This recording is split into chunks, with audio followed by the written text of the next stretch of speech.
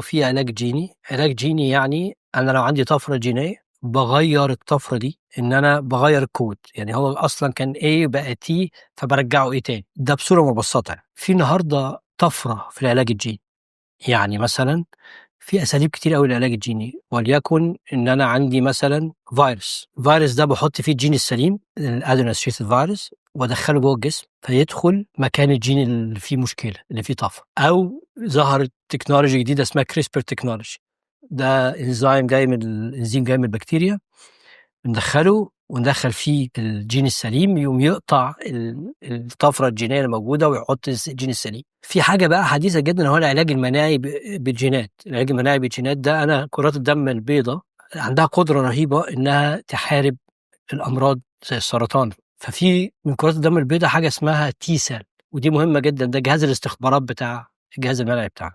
يطلّعوها من المريض نفسه، يطلّعوها برّه ويبتدوا يعدّلوا فيها جينيًا ويحطّوا فيها حاجة اسمها CAR chimeric antigen receptor بحيث إنها تختفي. المشكلة إن الأورام أو السرطانات في الجسم بتغيّر في التكوين الجيني بتاع الخلايا كرات الدم البيضا زي الT cell، فهُم أمّا بناخدها برّه ونرجّعها تاني بنعدّل كده بحيث إنها تهرب من التغيير اللي بيحصل من الأورام، فتبتدي تحارب الورم نفسه. دي بدأوا يطبّقوها بقى في الأمراض المناعية، بدأوا يطبّقوها في السرطانات، بدأوا يطبّقوها في الleukemias، في كل الكلام.